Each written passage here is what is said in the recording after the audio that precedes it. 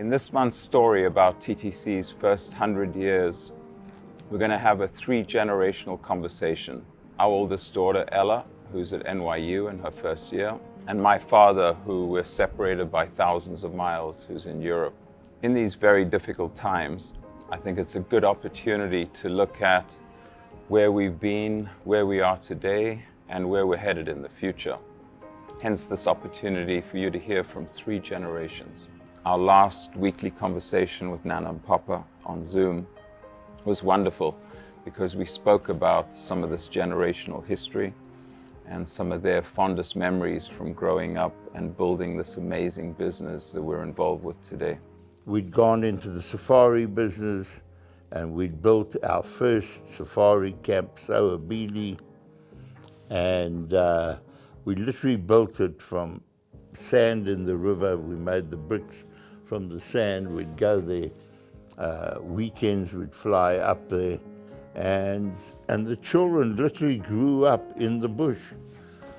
So many of our weekends would be up there wandering around with the animals all over the place. And in those days, we didn't actually understand how kind of dangerous it all was. We'd have the camp manager with his gun, and we'd just be all over the place. You've had the great opportunity to visit Africa a number of times, and what a privilege that was. Botswana, South Africa. I would consider myself very fortunate to have spent so much of my formative years in South Africa, and similar to how your experience that Papa spoke about of spending so much time in the bush as a young child, I would completely agree with that and say that the beauty of the wildlife and the setting can really shape an individual and their perspective. And I think from our experiences climbing rocks at Bushman's Kloof, or the amazing summers that we spent in the Okavango Delta in Botswana, I think it's definitely something that is extremely unique to me and something I will carry with me for the rest of my life. As you know, we're all very passionate about our business. As Papa spoke about on one of our last Zoom calls, you know, how despite how we try, sometimes we just can't stop talking about the business. I mean, you know how you've always heard me say at meal hours, come on now, let's talk about something else. And what do we get back to? How do we get back to work? Yeah.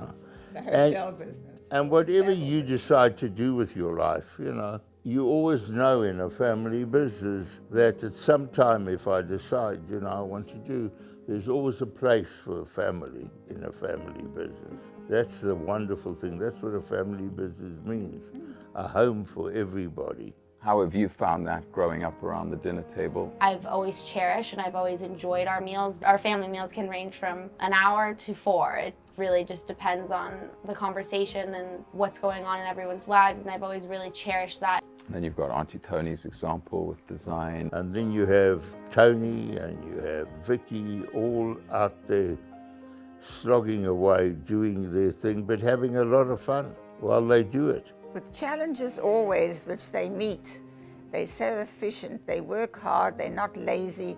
You know, they just like to do what they can for the best of the business. And they do the most wonderful job, all of them. They really do.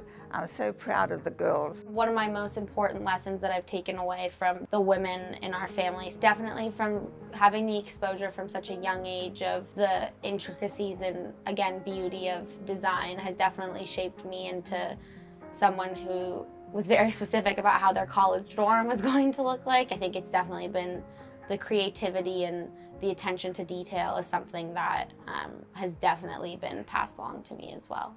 And just wait till you see the new Safari Lodge Kidra in the Okavango Delta, because that is so spectacular. Being in the family business, I hope one of the benefits you've certainly appreciated and enjoyed are the various trips we've taken. I remember with great fondness this Trafalgar family experience we did back in 2012, and looking back at this photo album together was just fantastic. I always look back at this trip because I think it embodied so many different aspects of trips that every family wants to take. Seeing Mount Rushmore, getting to try different foods that I never would have tried living in Southern California. It's a trip that I've always wanted to take and has always been on my bucket list since I was really young. So to be able to have that experience and a shared experience with a group of family and very close friends is something that I'll never forget. As we know right now, no one's traveling internationally, but at some point this will pass, be it a vaccine, a cure, or people's ability just to embrace it and move on. What is on your bucket list? Where do you want to go? Currently, the top of my bucket list would definitely be Greece. It's always been somewhere I've always wanted to go to on a Kentucky trip. And I think based on where my friends are currently in their life, whether it be on the verge of making the decision to take a gap semester or a gap year, something that's really important to a lot of people is trying to figure out how to use this time to impact change for good. Philanthropy and giving back has always been so important to our family. We always need to and want to do more with the Tread Right Foundation. But as you've seen, the work we've done with Me Too We, going to Kenya and India, where we helped build schools and we got to meet and interact with young school children, have been amazing. When I look back on these trips, I am extremely impacted by the people specifically that I've met. I think through our travels, I've definitely seen just how much impact one organization can make on a community and a person's life. Talking about philanthropy and charity, thank you as well for the introduction to your friend Sienna, because we certainly want to invest and support more BIPOC communities, especially Black communities. And so it's very exciting to be talking to her about her farming and gardening projects here in Inglewood and Compton. So just wonderful, I think, to see how young people are doing so much to give back and support underprivileged communities. And so important that we all embrace that.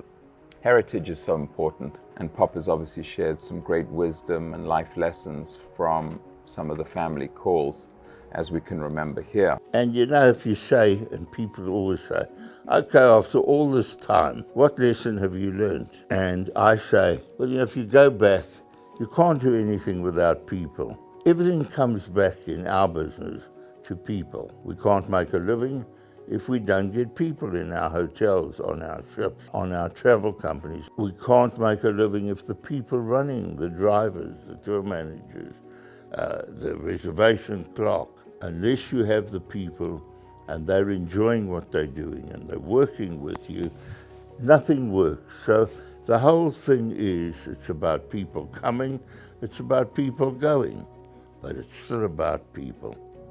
It's what makes the world go round.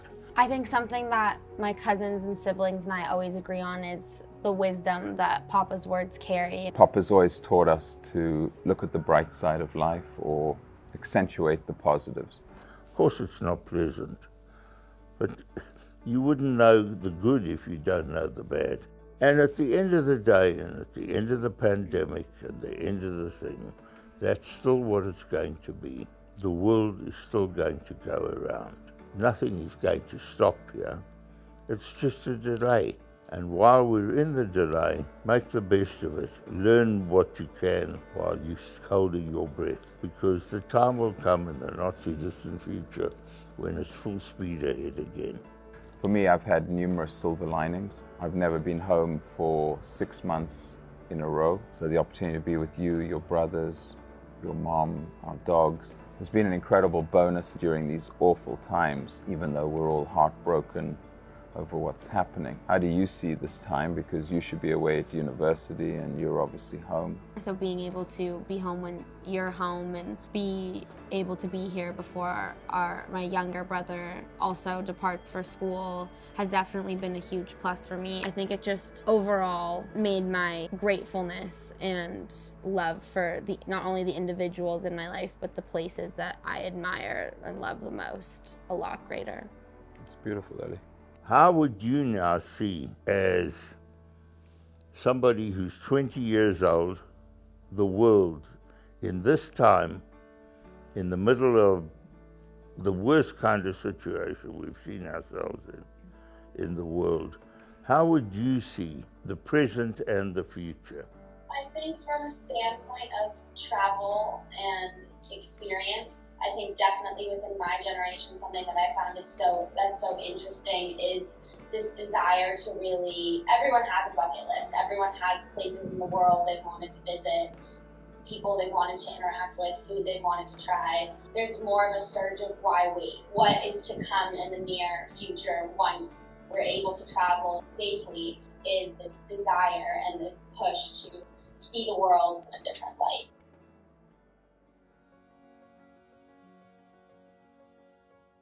And when we look back on a lifetime, and a wonderful lifetime, you know, because of course there's ups, there's downs, there's good, there's bad. But overall, looking at all of us sitting here around the world, everybody, our beautiful granddaughter, your beautiful grandmother, and all the rest of us, all together, one for all for one. And so if you look at this family, you look at our 100-year history, you say, well, we got here. Wasn't easy, but what's easy over 100 years? Because as long as we keep the family mantra of going out there, doing the best, delivering the best service, looking after our customers. And our staff. Who knows where the next 100 years will be, right? I think I would say I don't know what tomorrow brings, but I'm excited nonetheless. Lovely. And Brett, what would you say? As it says on my coffee cup, we're happy to serve you, which is the fundamental that you always brought me up to believe and emulate in the business. As Mom always says, it's having a passion for people. And what do you say, Mother? I say that it's been a wonderful life. It's been a marvelous challenge. I've loved every minute of it, the good, the bad, and the ugly. The fact that I look at the next generation, I feel happy at this time that there is that future there. So for everybody who watches this, thank you for watching us, spending a little time with us, and understand the family is strong, together, and optimistic for the next 100.